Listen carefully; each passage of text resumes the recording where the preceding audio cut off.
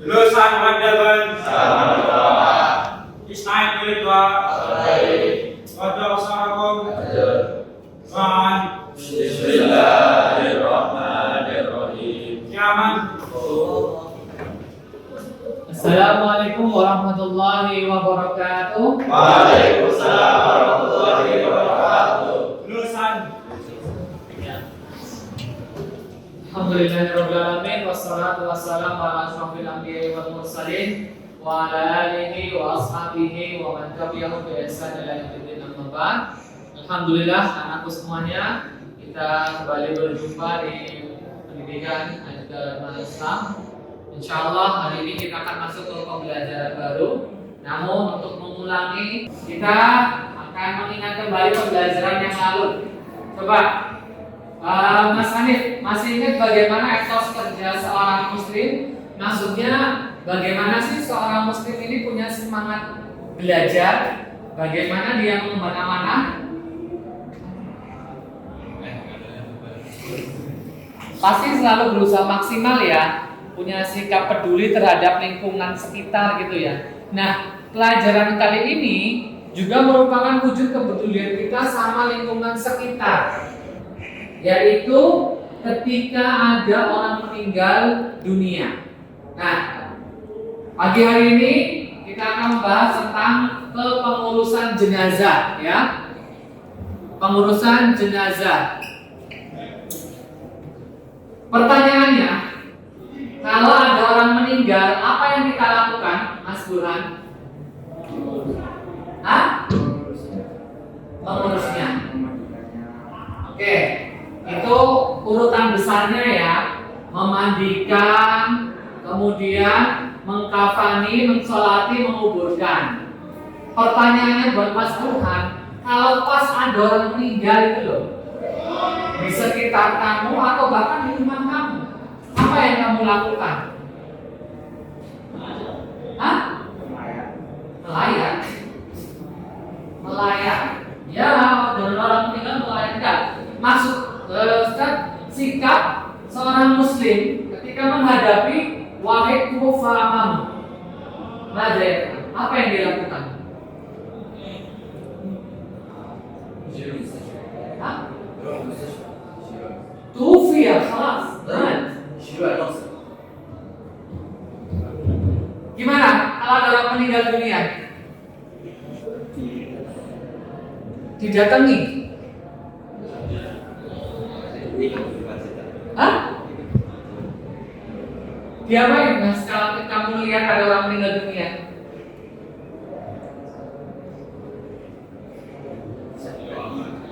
Dari lahir tadi, ya tadi melayat dari lahir terus. Fikri? Iya betul sekali. Menutup mata. Ya, kekamit ini. Menutup mata. Kenapa kita menutup mata si jenazah yang baru saja meninggal dunia? Kenapa, Mas Muslim? Kenapa? Hah? Nggak tahu. Oh, coba mungkin dia ulang. Kenapa kita tutup matanya gitu? Kenapa kira-kira?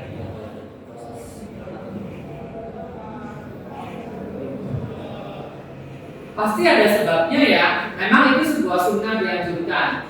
Ya, salah satunya adalah kalau orang meninggal dunia, memang disegerakan untuk tutup mata biar tidak terbelalak terus. Yang kedua, biasanya arah mata itu mengikuti arus atau aliran roh ketika dicabut, jadi menengah ke atas.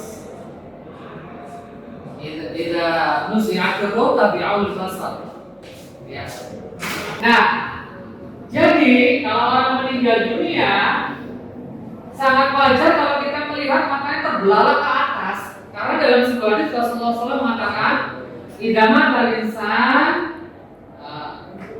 idza matal insan wa nuzi'a ruhuhu tabi'ul basar." Atau kama qala fil hadits ya. Jadi ketika seorang manusia meninggal dunia kan dicabut nyawanya sama malaikat. Biasanya mata ngikutin arah nyawa dicabut. Jadi ke atas, kan terbelah ke atas. Nah kita disunahkan menutup mata sambil mengucapkan inna lillahi wa inna ilaihi raji'un. Itu yang pertama ya. Ketika ada meninggal dunia di hadapan kita. Kemudian yang kedua apa lagi mas? Nabil Firdaus ketika sudah ditutup matanya apa lagi? Terus kita ngapain? Oh boleh ya mensedekahkan apa ya? Ya memposisikan seperti posisi sholat gitu ya. Boleh. Ya kayak gini juga boleh. Terserah mau yang mana. Nah, namun ada yang tidak lupakan adalah melemaskan persendian. Si mayat persendian dilemaskan pelan. Ya mungkin sekali, 2 kali atau 3 kali lah. Kemudian ini juga. Tapi cuma memang gimana ya, ini bukan robot, bukan boneka, harus pelan dan halus. Kakinya juga, ya kaki mayat itu ditekuk ini supaya nanti pas dimandikan nggak kaku. Mayat atau jenazah ketika sudah meninggal dunia itu sekian jam itu akan kaku. Nggak kayak orang tidur. Kalau orang tidur kan lemes. Kalau mayat juga kaku. Ya, makanya dilemaskan sebelum kaku, dilemaskan persediaannya kayak gitu. Biar nanti mudah. Ya, sudah dilemaskan. Ya, yang ketiga apa? Setelahnya sudah dilemaskan. Kemudian yang ketiga apa? Hah? Dimatikan? Oh, sudah mati. Apa yang dimatikan? Dimandikan. Oh, dimandikan belum? Ini belum ke tahap memandikan. Apa?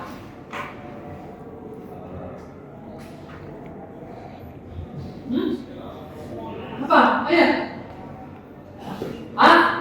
Mau jawab silakan. Ya. Jagungnya diikat. Jagungnya diikat. Biar nutup karena orang meninggal dunia itu biasanya mangap. Kan kasihan kalau dimandikan mangap, kemasukan air. Jadi tutup. Makanya kan beberapa jenazah sebelum dimandikan sudah ada kain nutup gitu kan. Nah itu supaya nutup jagungnya. Sudah, itu hal ketiga yang harus kita lakukan. Ya, ketika ada jenazah.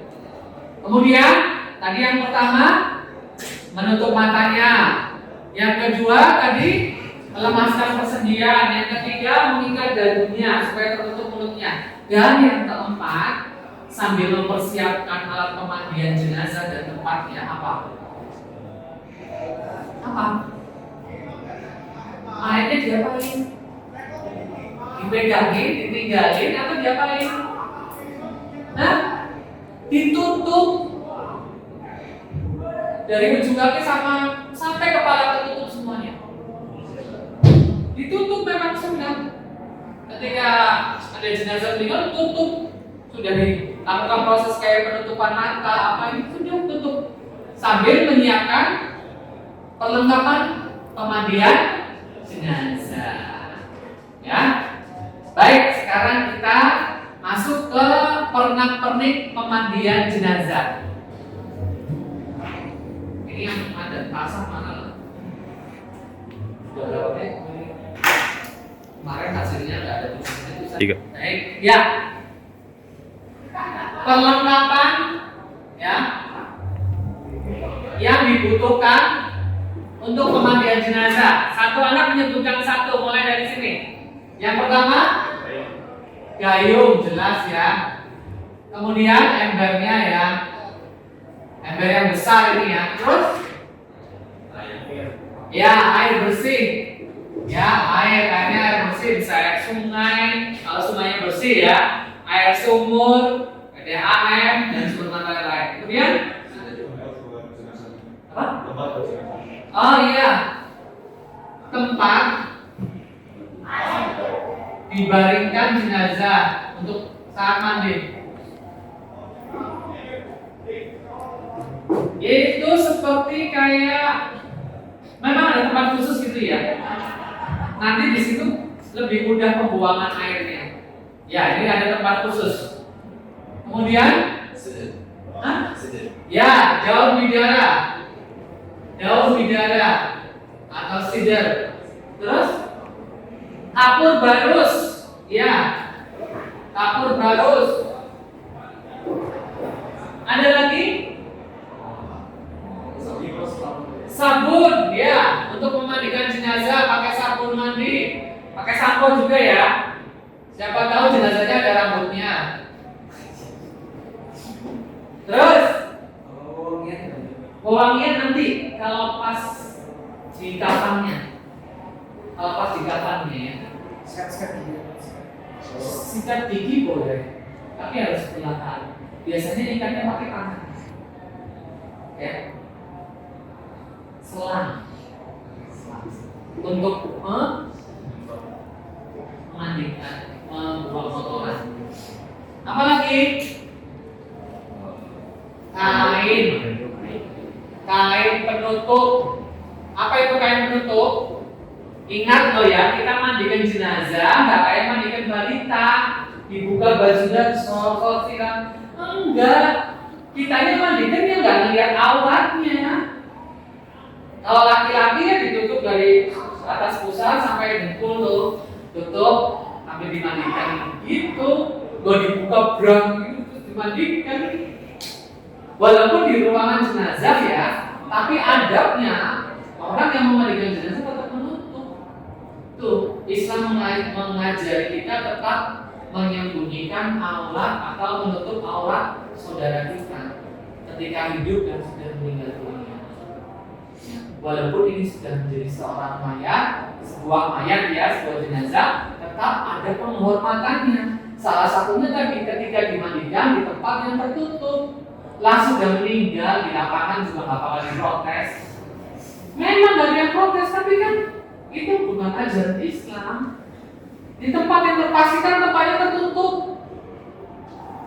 Ternyata tempatnya di belakang rumah, dari atas rumahnya sampai bisa dilihat banyak orang, ya sama aja aslinya jenazahnya. Padahal seumur hidup kalau mandi dia nggak ada yang lihat, giliran meninggal banyak yang lihat, gitu.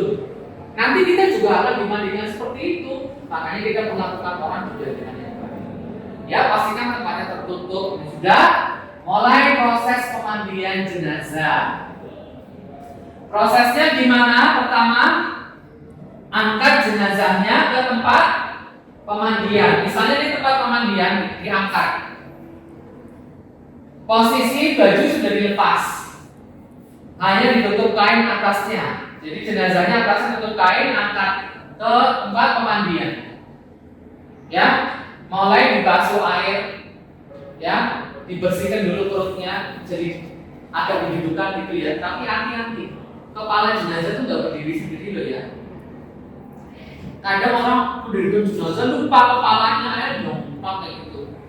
Yang tadi ditutup buka lagi kan, kasihan jenazah itu juga kasar. Pelan-pelan aja. Nah terus nanti sambil disiramin, sambil ditekan-tekan, dia posisi duduk, nanti keluar kotorannya. Sedikit enggaknya, bahkan nggak ada kotorannya bisa jadi. Makanya tempat pemandian jenazah itu khusus, ya. Biasanya itu seperti ini.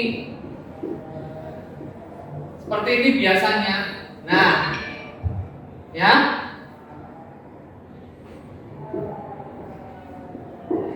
Di sini nanti jenazahnya. Jadi ini tuh sudah ada rongga, sudah ada lubang, di sini pembuangan air dan kotoran. Jadi nggak mabrak-mabrak kemana-mana. Itu sudah satu paket lah. Tempat pemandian jenazah sama keranjanya sudah satu paket. Ya, nanti tinggal setelah dibersihkan, kemudian diwudukan. Setelah diwudukan baru dimandikan. Kanan dulu 3 kali, kiri pelan-pelan semuanya, sampo juga pelan-pelan. Terus ketika buka jangan disiram ya mas, tapi diusapkan aja nggak apa-apa gitu. Terus ketika mau nyiram auratnya ya dibuka kainnya, dimasukin gayung shower gitu aja. Jadi nggak dibuka ya, tetap ada adabnya seperti itu. Nanti kita akan ada uji tertulis ya, bagaimana pemahaman kalian terhadap materi pemandian jenazah ini. Ada pertanyaan? Silakan. Ya. Di sini mobil tongkat. Ya. Tangannya panjang. Oh iya, betul sekali. Ada satu hal yang kita lupakan. Safety buat yang memandikan, yaitu sarung tangan. Usahakan sarung tangan medis ya. Entah itu kita di zaman COVID-19 atau bukan zaman COVID-19, tapi ini yang terbaik. Memandikan jenazah menggunakan sarung tangan medis plus jangan lupa masker. Ya, jadi kita nggak tahu jenazah sakit apa, memang itu paling bagus ini ada. Begitu ya, betul. Pakai ini, pakai sarung tangan. Ada pertanyaan lagi? Ya. إذا كان الميت امرأة يغسل الرجل. Idza kana al-mayyit امرأة. mar'ah. Idza kana al-mayyit mar'ah fatughsiluhu al-mar'ah aw zawjuha. Amma idza kana al-mayyit abil janazah rajul fayughsiluhu ar-rajul kadzalik aw zawjatuhu. Bas. ويسجد الأخ. Ma yusmal al-ukhti لا للأخ لا. lil-akh yajuz. Lil-akh yajuz. Lirijal yajuz. Jadi kalau jenazahnya perempuan, maka dimandikan oleh juga sama perempuan, nggak boleh laki-laki walaupun anaknya, kecuali suami. Boleh.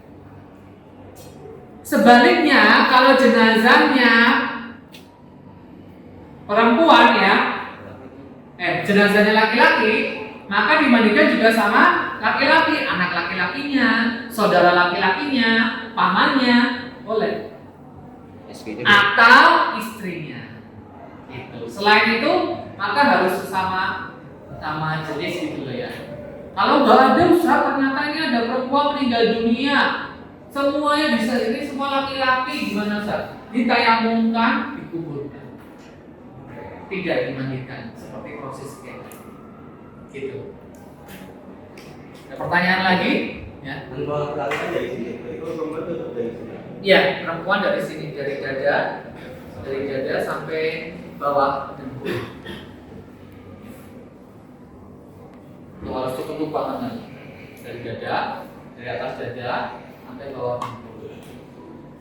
Ada lagi? Yang lain? Pertanyaan yang lain? Baik, terima kasih atas perhatiannya. Jadi kesimpulannya, memandikan jenazah itu apakah sesuai selera kita atau kita berhati-hati dalam melakukannya? Berhati-hati ya, pelan-pelan ya. Kita nggak boleh berperilaku kasar dengan jenazah ya. Kemudian yang kita pastikan jenazah tersebut muslim ya, karena kita hanya memandikan jenazah muslim ya. Yang kedua, memang dia boleh dimandikan. Contoh kalau orang yang meninggal dunia jihad fisabilillah kan nggak perlu dimandikan kan, seperti itu. Ya, ini yang bisa saya sampaikan. Nanti saya akan share link Google Form untuk evaluasi submateri memandikan jenazah. Baik, terima kasih. Kami persilahkan. Dosa mengajarkan. Saya diberi doa. Doa usahakum. Doaan.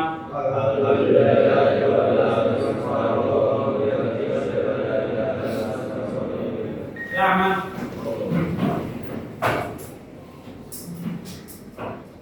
Assalamualaikum warahmatullahi wabarakatuh. Waalaikumsalam warahmatullahi wabarakatuh.